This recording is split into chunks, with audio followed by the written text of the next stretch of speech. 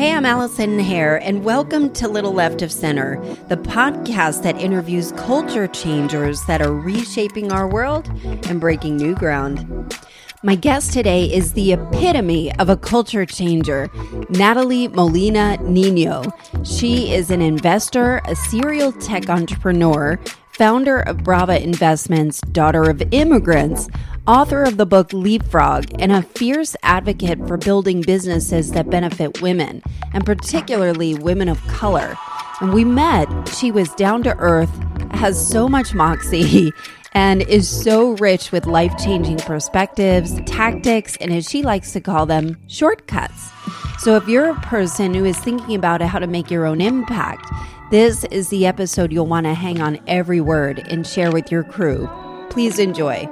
I'm so excited. I'm going to fangirl out on you for a second, but I'm here with Nathalie Molina Niño. Am I pronouncing that right? Better than most. In fact, better than 99% of most. My gift. Yeah. It's one of my gifts. It's the Jersey thing. Yes, for sure. And so Nathalie is the founder and CEO of Brava Investments. She is a serial entrepreneur and author of Leapfrog, which is such an amazing book, a fierce advocate of women, into theater and arts, known as the storyteller. I mean, just the most myriad, the widest myriad, a multi-passionate. I mean, you're just fierce. And this is a little bit of a full circle moment for me because a year ago I had an idea, and I had an idea for an app. So it was like a crowdsourced app for women going through for maternal health. So women that were interested in fertility or pregnancy or postpartum. And it was a crowdsourced app where people can review and find reviews on their OBGYNs as it relates to birth and C-section rates and all of this. So I was speaking to somebody that I think you might know, and her name is Jen Mazer. Yes. And she mentioned you, and she mentioned Brava Investments. And I'm like, what? So Brava Investments is this VC or this venture capital firm that invests in women and invest in, I'm probably screwing this. I'm just going to interview myself while you're here. You just relax and make sure I'm not screwing anything up. So Brava Investments invests in companies that benefit women. And Brava actually is no longer. I stepped away from Brava. Oh. I am the founder of Brava, and I'm now working on a next iteration of really my journey as an investor based on everything that I've learned. So this is happening in real time, or I haven't done enough research? No, that's okay. And in fact, so Brava, I was the founder, and I haven't even launched what the next thing is going to be. I'm planning on launching it before the end of the year. So yeah, I mean, it's real time. And the focus of Brava came obviously from me. And the thesis, while it will evolve and it'll be bigger and even, in my opinion, more amazing, the one kernel that won't change is the thread that continues throughout, which is I invest in companies that can prove to me in some measurable way that they're impacting women at scale, right? So that we're not just talking about creating one woman billionaire, but we're talking about raising up 1 billion women. Yeah. So as I was reading your book and realized the kind of impact that the companies that you touch or that you're interested in and that you invest in is so wide and varied. And you are born of a multicultural, what is Latinx? What does that mean, Latinx? It's funny. I see it as a group of mostly young people of Latin American descent who are seeing some of the limitations of a language that insists by design, right? Like many Romance languages, of having the feminine and masculine to everything. And it's a little bit like the one drop rule, where it's like you can have a room of 500 women and they're Latinas, but the moment there is one man in that room, now you have to use the word Latinos because that's the convention in Spanish, right? And so what's happening with Latinx is a group of people that are saying, we don't like that. We understand that that's how the language has always been structured, and it's been like that for hundreds of years. We know that language evolves, and so we're going to evolve it in this direction. And from now on, we say the non-gendered Latinx, which means it's not Latina, it's not Latino, it's no gender. It was an interesting journey for me to even think about that, by the way, because I ended up going through the entire book Leapfrog and removing all of the places where we were using Latino as the mixed gendered default. Yeah, and I'm trying to figure out. And then meanwhile, new? We're super in the weeds, and then you have people that are not even in the community that are going, what the hell is this X thing? Yes, but Totally. But primarily, and the point is that 2% of VC funding goes to females, and just a fraction of that go to females of color, women of color. Yeah, 0.2%. And I can't imagine that 98% of the, that 98%. Yeah, that 98.8% of the good ideas aren't coming from the group that happens to be the most entrepreneurial, because it turns out that while in the US, and this is a stat that everybody knows, I think, women are starting more companies than men, and that's been the case for a long time. But the crazy thing is that of those women-led startups, 8 out of 10 of them are started by a woman of color. So how is it possible that the single most entrepreneurial community in this country is getting 0.2% of the venture capital? It makes no sense. So what am I getting wrong here? Like, are women getting something wrong? Is it systemic? And why you? Like, what ignited your fire? I love that question, because I think that a lot of the things that you see out there tackling this problem come from the frame of how are women broken and how do we fix it? Right? And I think that we need to be turning our eye more towards the system that's excluding them in what is clearly a systemic way. When you think about the numbers, 0.2% is ludicrous, and there's no explanation for that, right? And you know what stirred me was, first of all, there's a lot of us. There's a group at Wharton that developed a study called Project Sage, led by an amazing woman named Suzanne Beagle. And Project Sage came out, I believe, 2.5 years ago, so like 2017, and they cataloged all of the funds and all of the investment firms that focused on women. And at the time, it was over 50 of us. And then they redid the study a year later, and now we're upwards of 80. So there are a lot of people in the space, but when I was just beginning Brava and really just beginning to invest full time, I was coming out of a period of time where I was really focused on educating women, giving women resources and mentorship and all sorts of tools as a part of the Athena Center, which is a center for leadership studies that sits inside of the Women's College connected to Columbia Barnard. And so I had spent years working on women and training them and providing them tools. And then it became really clear to me after working at that point with thousands of women that we were not the problem. Yeah. And that at the root of almost all of the moments when I saw a woman's growth and a woman's company's growth impaired, it was typically a lack of capital. And so I thought, well, if I'm going to get to the root of this issue, I'm going to have to get my hands dirty in the world of finance. So at the time, this was in 2015, I looked around and I kind of took a catalog. This is pre-Project Sage. This is pre-Wharton cataloging any of this. And I did my own catalog of the space. And what I found was things that I couldn't quite get behind, right? I found a couple of things. I saw that the funds that focused on benefiting women were only investing in women-led startups.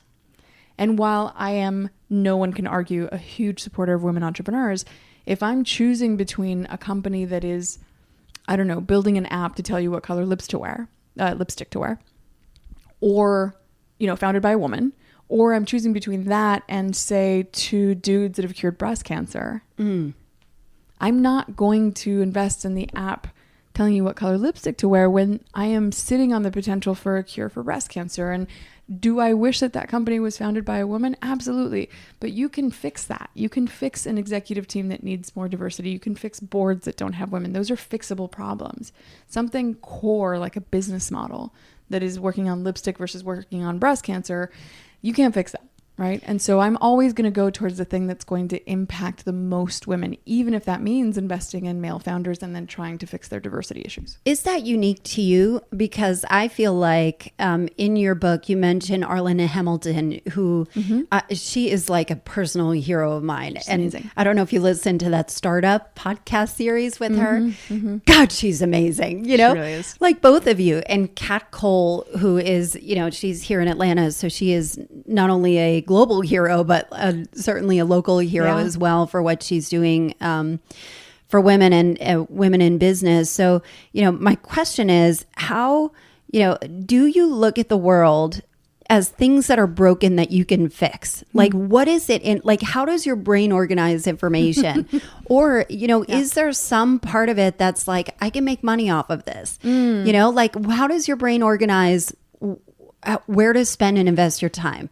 I love that because I don't separate them. And here's why. I'll answer your last question first. So I don't think, how do I solve this problem? Or, it's not a choice between how do I solve the problem or does this make money? Because I have come to the conclusion, and I came to this conclusion a long time ago, that the way that people, certainly in the investment world, are super excited about the next new shiny object, whether it be cannabis, whether it be AI, whether it be cryptocurrencies, right? These sexy, novel things that everybody starts pouring money into. The only way that investing in women or in businesses that benefit women is going to become the sexy new shiny object is if we prove to the market that it makes you more money than other categories. Well, that was the other thing that you said, that men, people invest in ideas, and women, they invest in outcomes. And so they have to prove it first. So do you feel like how do we level the playing field? Or do you play the game where we've always played this way, that you have to work extra hard, you have to prove, and go above and beyond to prove that you can be in the same, on the same playing field? How do you break through? I use this term, and others people have as well, but hustle porn. This idea of like, we've got to be the first one in and the last one out and work twice as hard. And, that's a recipe for burnout. Mm-hmm. And then now amplify that to an entire community and get the word out and tell, entire generations of, be they entrepreneurs or just really ambitious career people, that this is how you get ahead. And what you get is a whole community of really tired people, right? And I think that what we also know is that, historically, the big boy deals happen on the golf course. Or, a lot of things happen in these contexts that aren't actually about working longer and harder than anybody else. It's about being strategic. And so that's really what I focus on. I work on focusing on what are the strategic moves that allow us to shortcut our way to success, not because we're cheating, because I think that this is a thing that sometimes happens. Certainly when we tested the term shortcut, which I wanted to be on the cover of the book somehow, or I would have liked for it to even be the title of the book, what we found is that women associate the word shortcuts with the word cheating.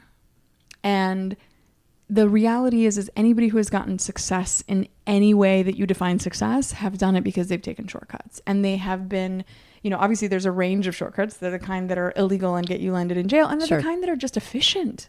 Like, if you have a contact at somebody in a corporation that can get you your kid an internship that is going to change the trajectory of their whole career, why wouldn't you do that for your kid, right? And what we have is a whole segment of the population, and I think women oftentimes fall in that bucket, that are not armed with those shortcuts because they're not aware of how they're done, or they're just not thinking in that way where they can come up with their own shortcuts that no one's ever come up with before, right? Because there's almost this idea of, I've got to go the long way. To your point, I've got to be perfect. I've got to be the first one in, the last one out. But that's not how people have been successful in the past. And so we just have to be armed with our own set of shortcuts, which is ultimately why my book is basically 50 of them. So, and I love a lot of those shortcuts. And my favorite one is getting to know. And, you're a great storyteller. If you wouldn't mind telling me about people asking you about getting to yes, or at least naming a speech of yours or naming. Yeah. It's funny, that hack came because of a very specific experience. I was somehow muscled by one of my best friends into doing a talk at this amazing conference called Animus in Puerto Rico, but I had never heard of it before. My ignorance, I just had not known what it was about. And so a friend of mine kind of muscled me in, and she said, they're getting a 2-for-1 deal. I get to speak if you also speak, and I already committed you. It's like, great. But I get a weekend in Puerto Rico out of it. So I went. I didn't think too much of it. They gave me the title of the talk, and the title of the talk was the same title as the classic negotiation book, Getting to Yes. And so I was supposed to come up with some inspirational talk about getting to yes. I honestly didn't put a lot of thought or energy into it. I showed up. I decided the night before to go check out, the space. And I walk into a room with over 1,000 chairs, beautifully organized. Clearly, this conference is not a little hobunk, no one's ever heard of it kind of conference. Yeah. And I think, holy crap, okay, this is bigger than I imagined. And then I go look at the lineup and I find out that one of my idols, Justice Sonia Sotomayor, is speaking before me. Oh my goodness. And I nearly peed my pants. And I thought, great, I have this totally mediocre talk about a topic that I didn't even choose. You didn't even feel like it was yours. You didn't feel like it was resonant with you. Not at all. It was kind of like I was really phoning it in is what I was planning on doing. And I thought, this is ridiculous. A, I never phone anything in. B, this is just me being tired. This happened, by the way, I think a month, maybe even just a couple of weeks before I launched Brava, right? And Brava was fortunate enough to have a launch that was somewhat propelled and helped by the Obama administration. I used to advise the Council on Women and Girls, and they allowed me to launch my company with the United States of Women at the White House in October before the administration had concluded. And so here I am just a couple of weeks before that, preparation for the launch of my new company, and I'm in Puerto Rico kind of phoning it in. If you can imagine, when I looked at the size of the venue and then I saw who was speaking before me, I thought, okay, this cannot stand, right? Excuse me. You were being called, honey. I know, I was. Excuse me. So I throw my speech away, obviously. I start over from scratch. And I realize in that moment that we have been told by the folks who have been functioning in the old school sort of rules that getting to yes is the goal, right? The default, which is what I think getting to yes means, is that the default is no. And you have to get people to convert from that no to the yes. And that's how you win. And I'm thinking, that's not really the paradigm that women work in. First of all, what a glass half empty perspective on the world that everything is a no until you convert it to a yes. So I object to that view of the world to begin with. And second, when I think about the talent and the superpower that women have, it is not a challenge to get to yes. Women as individuals have been saying yes to things like getting paid 70 cents, or in the case of Latinas, 55 cents on the dollar. We've been saying no to the injustices that we're subjected to every day. And it's actually something that we're really good at, both in getting to yes within our families, both in being accommodating. Like, yes is the rule by which we live and how we survive and how we've survived in the society as it is. And if anything, what we need to do is figure out how to say no. And so I ended up writing a speech overnight about essentially how we have to exercise that muscle of saying no. And if there is anything that complements our superpower for making lemonade out of the lemons that sometimes we get, it's actually this complement of being just as good at saying no to the injustices, no to 55 cents on the dollar, no to doing most of the hard work, even in the home, right? No to all of the things that don't make sense, and using that muscle, because I don't think we use it enough. All of us, myself included. But I think that touches on something, because I feel like it's such a profound concept that, like somebody like me who is scheduled from the moment I wake up until the moment I go to bed. Yeah. And a lot of it is I have the ability to say no. I just don't want to miss anything. Right. And I want to be there. I want to be the reliable one. Yep. And that really resonated for me. And I even think about it as dating, I met my husband when I was 34 and I had, my first kid at 38, my second at 40, wow. And I remember there was like a stretch of 5 years where I was single, and I was like the quintessential single girl. And I would go on dates because I should, even though I wasn't that interested. And the moment it was very clear for me was like the discernment of, this is not going to add to my life. I don't feel like it, or this guy, it's like almost like an internal trust of what is going to be nourishing and what is not going to be nourishing. So that's kind of how but that's kind of how I process that, that concept of getting to know. Yeah. And it really does feel good. And the one thing that I will say, that even though this sounds like the sort of thing that only an investor would need to do, in becoming an investor, one of the things that I had to do is I had to come up with my thesis. Which industries am I going to invest in? What stage of companies am I going to invest in? And I had to make that decision based on where my superpowers are, right? And so, for example, even though I have worked with a lot of early stage women-owned businesses, if you look at my career in tech for 15 years, most of my time was spent working with big companies like Microsoft, big companies like Starbucks, like Disney, like Mattel, MTV, the BBC, and making them bigger, or taking a product that was just being launched and taking over the world with it, kind of thing. So my background is probably better suited for that later stage company. That is where I have the most experience. And so one by one, I went through and I decided this is my thesis. I do later stage investing. I focus on healthcare. It previously was education and consumer. Now I'm doing healthcare, consumer, and infrastructure with a climate lens, because I'm a former environmental engineer that never worked in her field. And so basically I figured out what are the things where I'm strongest and where my interests are also strongest. And let me figure out that this is my thesis. This is my lane, right?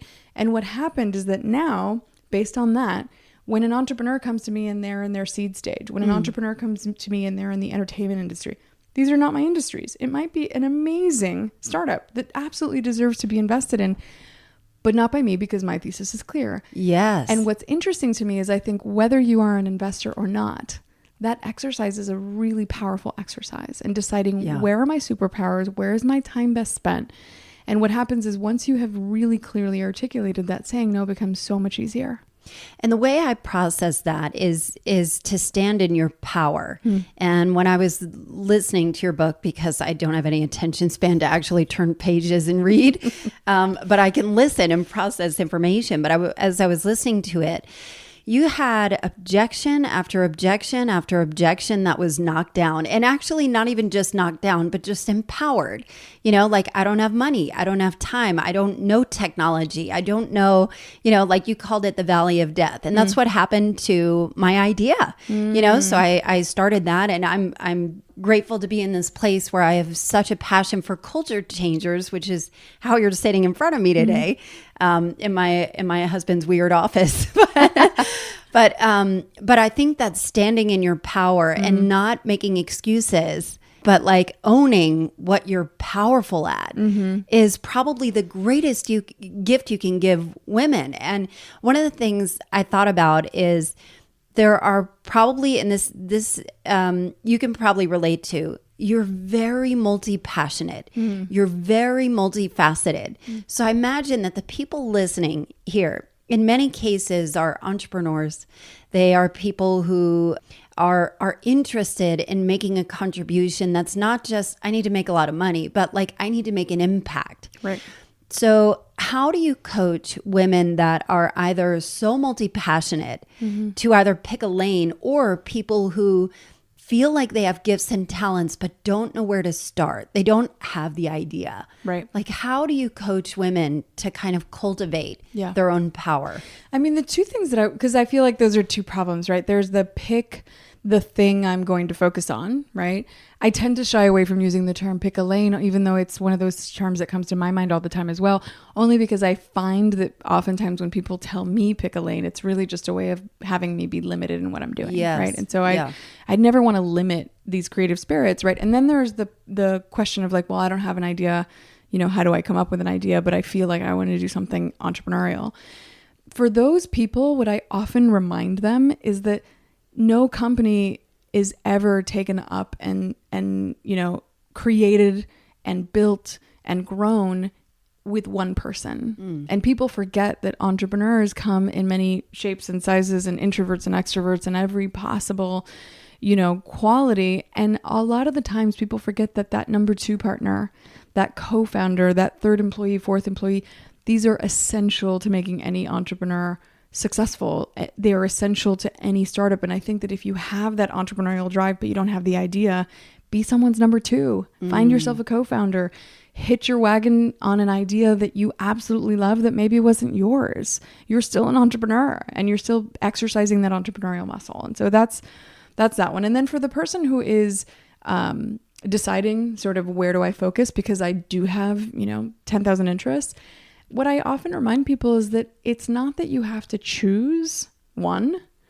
It's that you just have to decide what order you're going to do them in. Mm-hmm. People make the mistake of looking at Martha Stewart and her empire, right? And think she took decades to build that empire. Exactly. Yes. People forget that she built it one component at a time. And they look now at the TV show and the magazine and the merchandising products and right? All of these things happened incrementally. So nobody's asking you, multifaceted, amazing creative person, to pick one. All that the world needs is for you to decide which one you're going to do first. Mm-hmm. And I'm wondering, when you consider investing, or do you invest in an idea, in a founder? You know, what's important to you when you consider, you know, what's going to make the most sense? Because there are a shit ton of ideas out there, and you're probably hit from every angle. Like, how do you, is it intuition? Is it gut? You know, how do you operate? You know, I think you try to process, you try to create a process that takes some of the subjective out. You definitely try to do that, because we all have biases. We all do. There is an amazing Broadway show called Avenue Q. And there's a song that always comes to mind when I think about this, about everyone's a little bit racist. And the truth is, we all are. You cannot live in a society where the bad guys are always black. That's how we organize information, though, that you just stereotype and move on. We're just flooded with it. Well, you're also fed the stereotypes. Right. When the bad guy's always black and the cleaning lady's always Latina. I mean, whether you want to believe the stereotypes and, you know, these racist tropes or not, they're fed to you every day, right? And so I think that there is an element of creating a process by which certain elements of selection are blind, by which there's more of a democratization to access to information. But to your point about getting the same ideas multiple times, I have gotten the same tampon delivery service pitched to me at least 20 times, right? It's not to say that it's not a good idea, but what ends up separating the one example of the same business model, for example, that someone like me might choose, is ultimately the formula of a great idea combined with a founder or a set of founders who you trust to be able to be uniquely poised to deliver and execute on this idea better than anyone else. How do you know when to take a gamble? Because they're not always all of those at the same time. You know, like, how do you know? Well, here's the thing. I think sometimes you can't know. And so it's time. I have taken months. Do you feel it in your gut, or is there like some type of formula? I mean, sometimes the gut to continue a conversation is ultimately the thing, right? But the gut has to be combined with data. And sometimes that data is time. I have taken 8 months to get to know founders. I have a set of founders who I love, and they just happen to be in the middle of an unfortunate piece of litigation at the moment.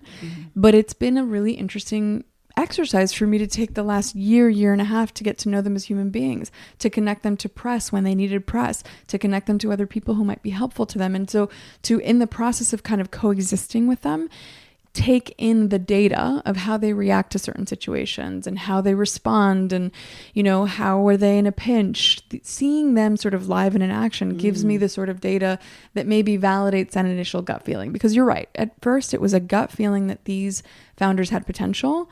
And then what happens over the course of many months, in my case, is getting to know them as human beings and as founders, and seeing if my gut was right. That is so cool. I'm wondering, what is, when do you get really lit up? Like, tell me about the last time that you just were bursting at the seams. So whether it was an idea, like, what about what you do? Because you have something very unique, that you carry a voice for a lot of people that may not know they have a voice. You have a very heavy responsibility where you are going against not only, you know, the VC money and then minorities on top of that. Like, you're constantly going against the grain. So what does success look like to you? Wow, that's a heavy question. You know, success looks to me, in a way, I think it's rendering a lot of what I'm doing obsolete, right? Success looks to me like people realizing that investing in companies that benefit women, and especially investing in women, isn't charity. It's just smart business, right? And to me, the data has already been proving that out for a long time. And the fact that research after research proves this out hasn't changed the behavior of the investment community. And so it's clearly what's left is culture change, right? Because the data proves it out. If the investors base their decision based on data, we would be swimming in women entrepreneurs getting VC money and all sorts of other money, loans, all sorts of other institutional capital. But what has to be happening now is more the culture shifting. And that's why interviews like this are important to me, right? The other thing that to me success looks like is that more investors look like you and me, that we have more women writing the checks, that we have more people of color being responsible for who gets the money and who doesn't. Because I think that once that happens, then we're not asking for anything, right? I'm a big believer in not even having the conversation about whether we have a seat at the table. I love entrepreneurship because it is not about asking for a seat at the table. It's about creating your own new table. Yeah. Right. And that's why getting the investor community to look like you and I is probably the most telling for me sign of success. Where have you seen the culture shift in the not just you elevating entrepreneurs, but in people saying yes and money flowing to these new companies? What does that needle moving look like for you? I will tell you, and how does that manifest itself? Yeah, I have to anonymize the names because these are startups that people know and they're rounds that are highly publicized. But there was a relatively visible round of financing that happened and closed earlier this year. And it was a woman-led startup, and she was in a place where she had gotten enough traction with her business and enough attention publicly that her deal became a sexy deal that a lot of investors wanted a part of, right? Not every founder is in that position. So she was in that fortunate position because of a number of factors where she became one of those prized deals, right? And she was in a situation where an investor who approached her, who happened to be somebody that I knew, came to me and said, we tried to get a piece of this deal and we were told that the deal was closed, that she had already closed the round. And I said, well, that must be true. And of course, the very experienced investor looked at me and raised his eyebrow and said, Nathalie, you and I both know that if you want somebody in a round, you will make room. So I said, you know what? Let me see what I can do. And so I happen to know the founder. She happens to trust me and we happen to have a relationship. And I said, hey, I'm calling you because so-and-so investor was really interested in your round. Is it really closed? And she comes and she tells me, listen, I could make room for an investor if I wanted to, but have you looked at their website? And their website is all white men. It was the usual thing that we see a lot of the times in the space. Now, what she didn't know is that this firm understand that that's a problem, are bringing on new partners, and we're in the process of really reimagining themselves from the ground up with equity in mind. But that is in a work in progress. So you weren't seeing it on the website. And part of the work that they're doing was something that I was in dialogue with them about. So I basically mentioned to the founder, I said, this is happening. You should know. They're actually a really interesting group to work with. You might want to reconsider. And then she made room for them. Oh, I love it. And they ultimately invested in her company. But what I think is interesting about that is look at how the power has shifted. You have a woman founder with a coveted business saying no to a group of all white male investors simply because it's not aligned with her values. And that means... This is like The Voice. This is like this. Imagine the signals it's sending the market. Right. You, all white male VCs, have a competitive disadvantage because of the lack of diversity in your ranks. And you would have been out of this incredibly interesting deal. But you're finding had you not fixed that. But you're finding that the diversity is important. So that is like the needle moving, right? That having a cultural diversity. That's an example. That's an example of the culture shift. Now, I want to see 50 of those any given quarter. I want to see that sort of dynamic continuing to happen. That is one example, unfortunately, probably in a sea of examples that are the reverse. But when I see an example like that play out, it shows me that we really are starting to see the culture shifting little by little. That's amazing. That's got to feel what success looks like. The culture shifting or saying we need more diversity. And, like I always say a lot that what you see becomes normal. And a lot of that comes from art. right? So, if you only see white people around you, and the only black people you see are what you see on the news, like it's very easy to start believing that one is good or one is bad. But when art and when culture and what you see is around you. Totally. And when it reflects reality, which is why I often don't use the word diversity, because we live in a country where, 17% of the community here are Latinx, but that's not reflected in the media. It's certainly not reflected in who gets invested in. It's not reflected in so many ways. And so when people come to me and say, I want to create diversity, it's like, well, actually what you want to create is reality. You want your workplace, you want your bank, you want your VC, you want your board to reflect reality. At the moment, it doesn't.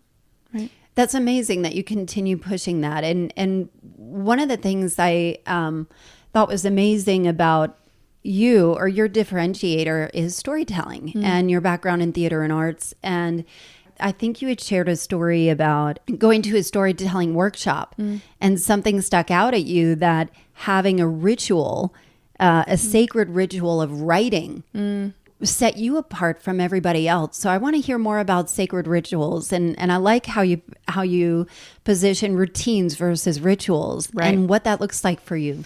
Yeah, there is an amazing choreographer who, of course, right now is escaping me, but she wrote a book called The Creative Habit. Her name is Twyla Tharp. Twyla Tharp, yes. And I take a lot of my thinking from her and from that book. She's also a Barnard alum. She's amazing.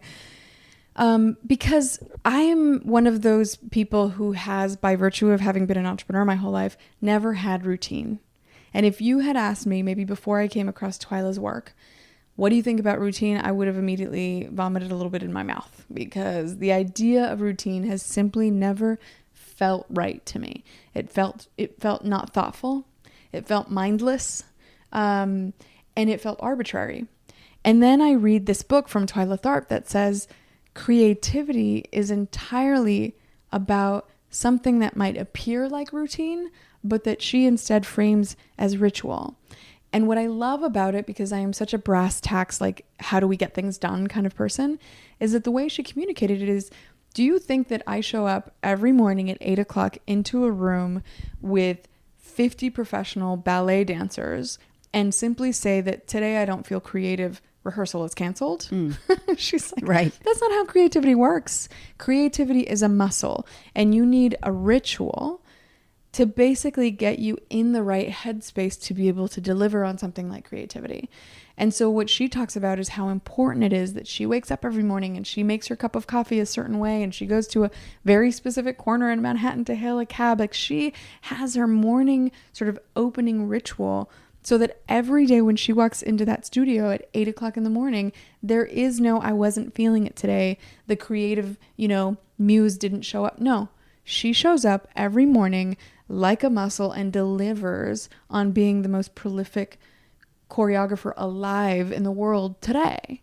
And she does it on demand every day as expected, and she delivers every time. And it's the muscle. Yeah. Because it's a muscle. And so when she framed it that way, I thought, well, being an entrepreneur is all about creativity and the nervousness of, am I going to be able to do this again? Right? Am I going to be able to develop a new product? Am I going to be able to, after I exit this company, start a new one? Or was that last time just a fluke?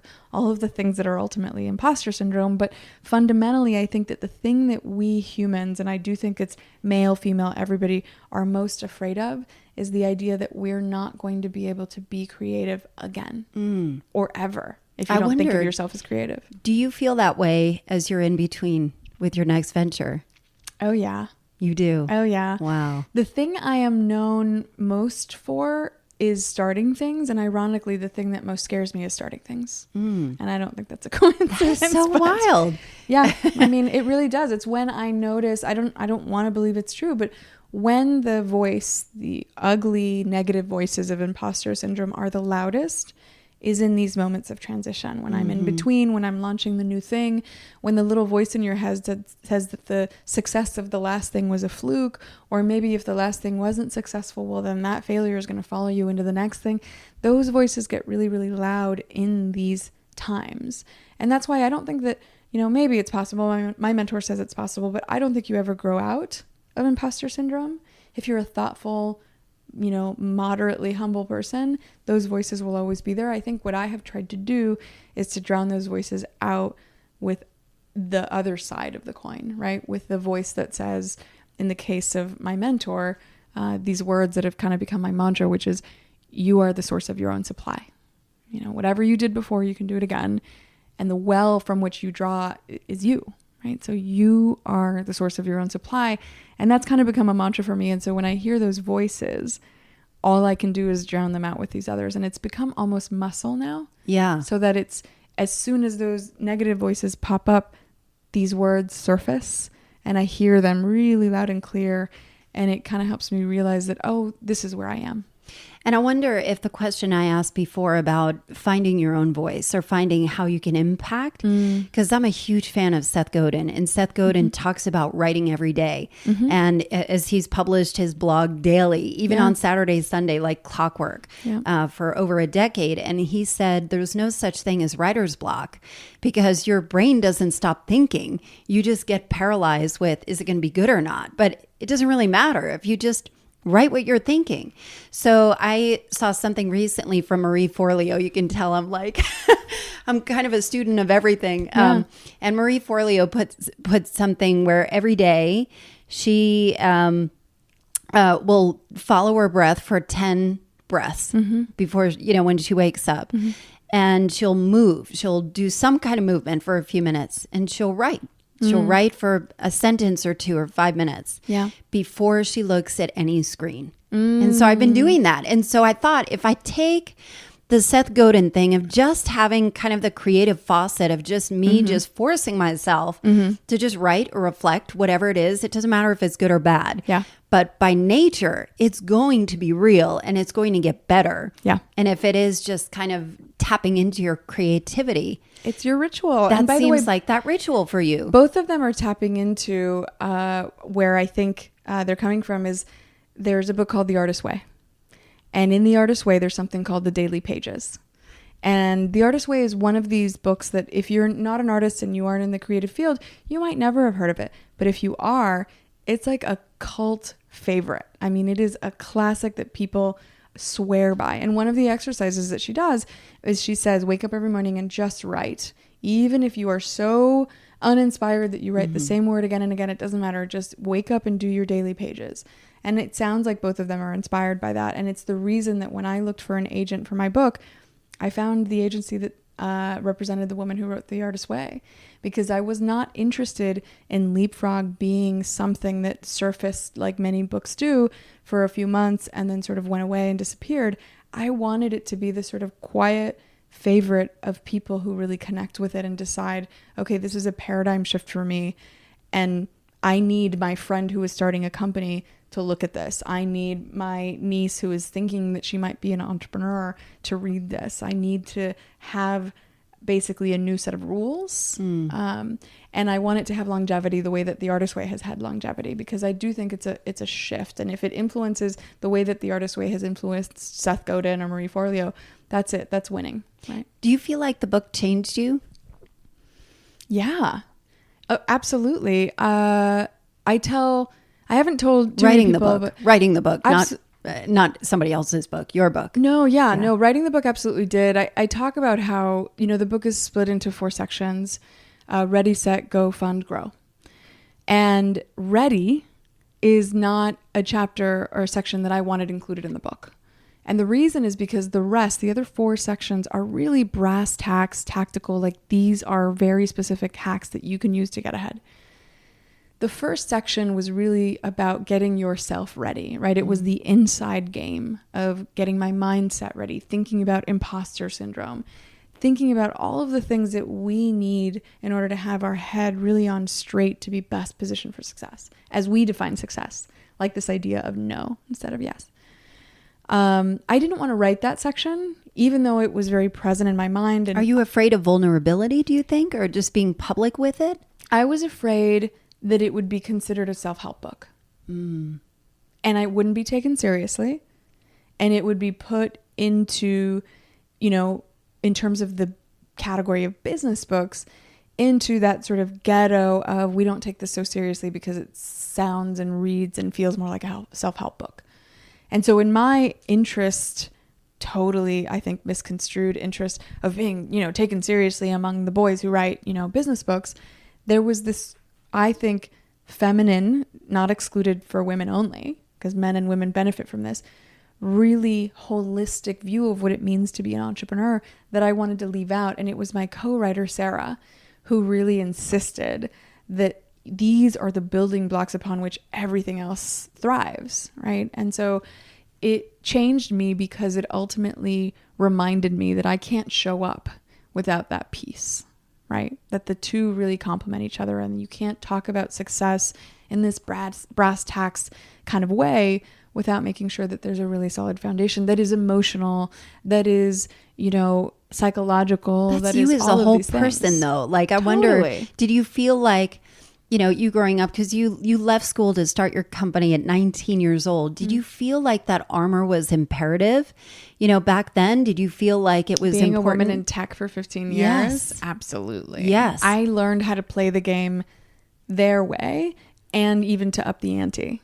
So if men who succeed in tech are perceived as cutthroat, if men who succeed in tech are perceived as being, having sharp elbows, in order for me to thrive in that context, I felt like I needed to even be more of that, more cutthroat, sharper elbows, take no prisoners, right? Like that. There was probably a rush in there too for you, like it was probably very thrilling. You get validated. You get plenty of positive reinforcement that that's the right thing to do. Absolutely. Until, and I do tell the story in the book, until there was a moment where I put ultimately the life of a human being second after the success of a company. And somebody's life was actually put in danger. And ultimately, I was the one responsible, right? And it was at that moment that it hit me where I had sort of arrived. And it hit me that that's not the person my parents raised, right? That I had somehow got caught up in it and lost complete sight of at the core who I was raised to be, who I really am, who I wanted to be. And so what's funny is people are like, oh, she had this aha moment. And then she's just been, the amazing founder, manager, investor that everyone wants to be ever since because she had this epiphany. It wasn't that way. The reality is when you see that you're capable of something like that, all it does is expose the sort of shadow side. And all you can do from there onward is work on sort of climbing your way out, right? Yeah. But you always know that that shadow side is possible.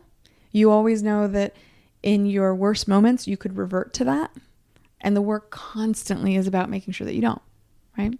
Do you feel like the world has evolved over the past 20 years where it's much more acceptable to be more vulnerable and more of a fully whole self? I don't think so. You don't.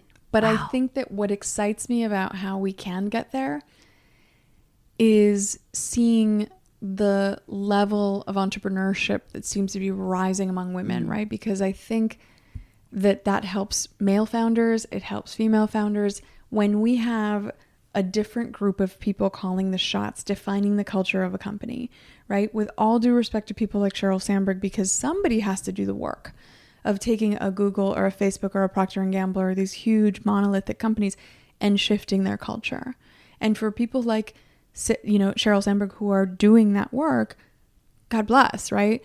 But I would rather focus my energy on building the new Procter & Gamble or the next Google and building it right from scratch where the culture shift that you are talking about gets built into the DNA of a company.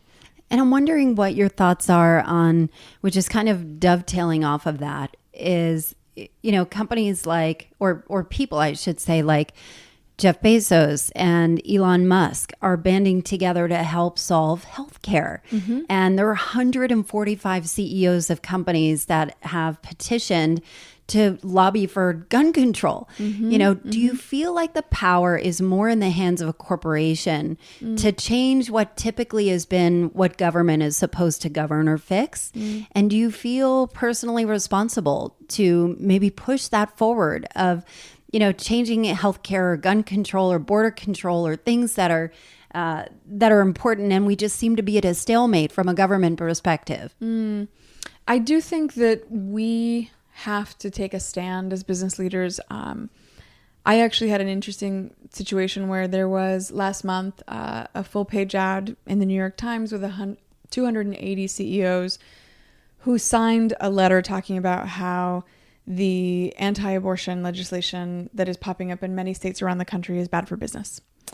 And I was on the list of CEOs, I think probably one of the only ones who spoke Spanish. And so I did the Spanish media circuit, right? And I did a piece with CNN in Espanol, and I got pretty strong heat from Latinx population who were watching a leader in the business world go on national television and talk about how the human rights of our employees is paramount.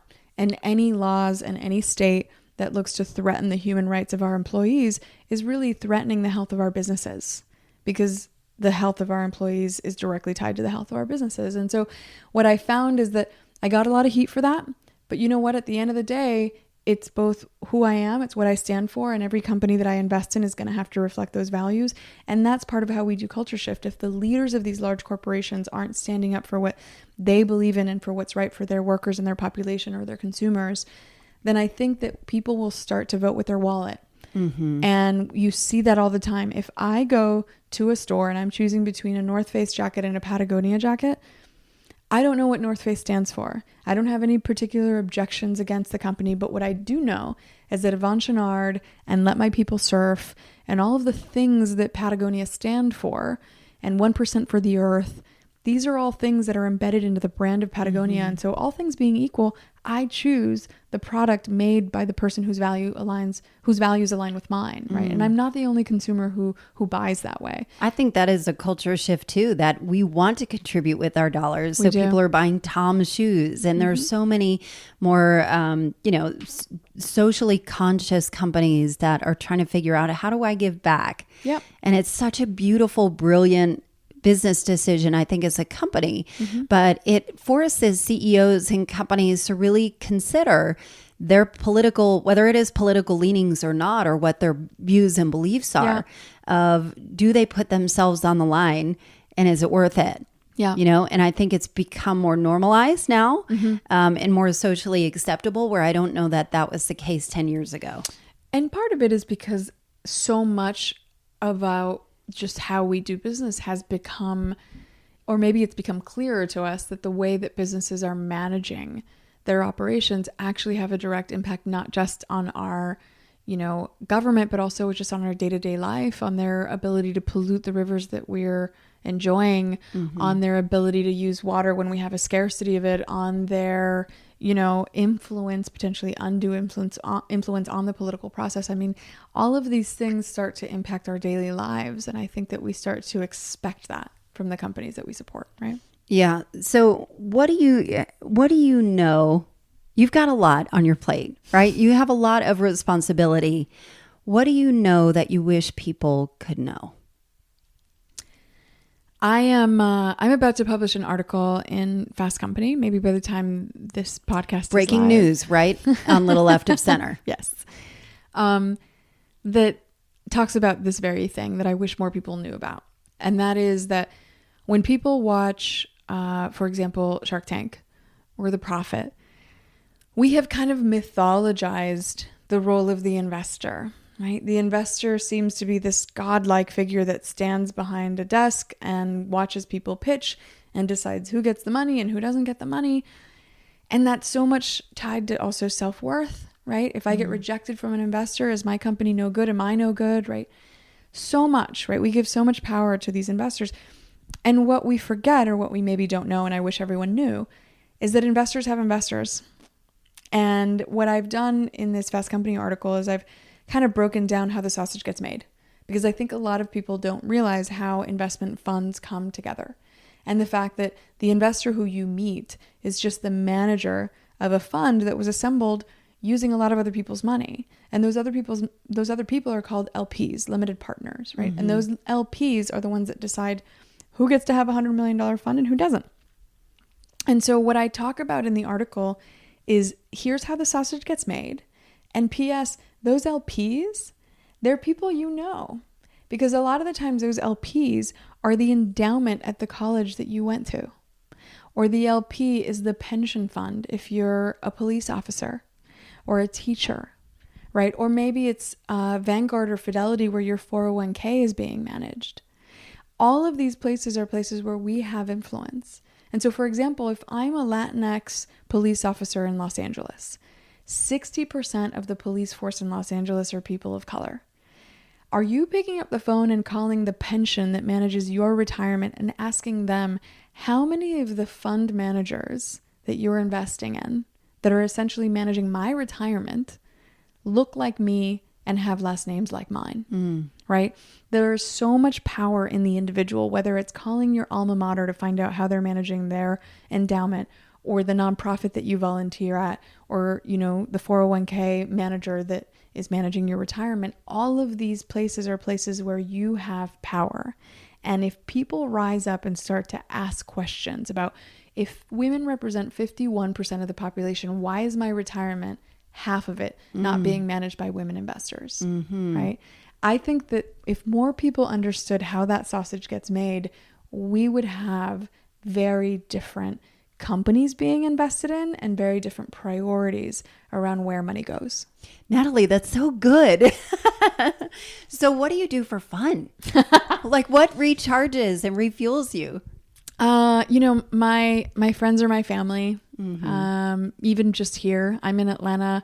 I could have just flown in and parachuted right out, you know, 1 day, 2 days to do a speech. But I'm here for a week because one of my best friends just had a baby, 4 weeks old. I can't think of anything that recharges your batteries more than a newborn. And just the sound and the smells and all of the excitement around a newborn. So my friends, spending quality time with my friends. You know, I try to make sure that my theater roots don't go away. So I'm helping with a Broadway show, for example, about Jeanette Rankin, who is the first woman to ever join Congress and be elected into Congress. And you're a playwright or your specialty. Do you act at all? No. Okay. In fact, I tried to bribe someone at Columbia University to help basically waive the requirement of making me take an acting class. It was torture. It was absolutely torture. You like the sausage making. I love the sausage making. Yeah. I want to be the one that helps define how the story gets told. Oh, that's awesome. So how can people contribute to your mission? Follow me. I am always working on, you know, the last week, for example, has been Bahama humanitarian efforts. I obviously get very involved with politics and support certain candidates. There are all sorts of projects, creative projects like this Broadway show that I'm hoping to shepherd, that are always keeping me up and keeping me excited about life. And if people want to get involved in any of these things, and especially with the launch of my new company, which will happen within the next few months, the best way to know is just to follow me. Oh, that's awesome. And and how can people find you? Best way to find me is NathalieMolina.com, and it's Natalie with a TH, and the H is there entirely just to confuse you. I have a cousin named Natalie with an H. With the H. Amazing. But she's French. Is French. My mother would say that exactly. Nathalie She's like, is how we call her. She goes, it's a French name. The proper spelling is with an H. So that's what she would say. Yeah. Well, thank you so much for being here, Nathalie. This was great. I can't wait to see what you do next. And you are a culture changer. So thank you. Thank you for having me. Thank you, Nathalie, for sitting down to talk to me and sharing your ideas of how to move a community and elevate women of all colors. Please pick up Nathalie Molina Niño's book, Leapfrog, or download it on Audible, and I'll link her info in the show notes. As for Little Left of Center, in addition to streaming on your favorite podcast app, these episodes are also now broadcasting on Decatur FM and Salesforce Radio. I truly hope you'll not only subscribe, but leave a review and continue sharing these episodes.